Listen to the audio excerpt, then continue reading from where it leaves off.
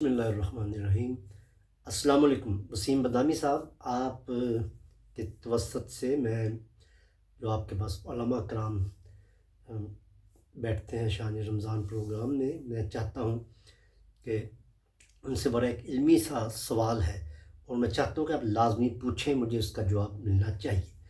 सवाल ये है कि नबी अकरम सल्लल्लाहु अलैहि वसल्लम ने जब अपनी पहली दावत जो थी कोई सफ़ा पे चढ़ के कबाइल को बुला के तो दी थी, तो उसमें जो वहाँ पे लोग इकट्ठे हुए थे, उसमें वो लोग शरीक हुए थे या नहीं हुए थे जो 3 साल की जद्दोजहद से 40 अफराद ने जिन्होंने इस्लाम कबूल किया, जिसमें हज़रत उस्मान, हज़रत अबू बकर सिद्दीक और इस तरह के काफ़ी अफराद थे।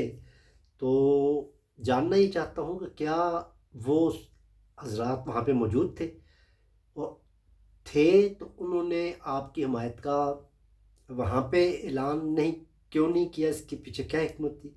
और अगर नहीं थे तो वहाँ क्यों नहीं थे? क्योंकि वहाँ पे आप तन्हा रह गए थे और हज़रत वो जो थे आपके चचा अबू लहब, उन्होंने वहाँ पे काफ़ी मतलब बड़ा दुरुस्त लहजा, सख्ती वाला लहजा वहाँ पे इस्तेमाल किया था और आप तन्हा इस पहाड़ी पे खड़े रह गए थे।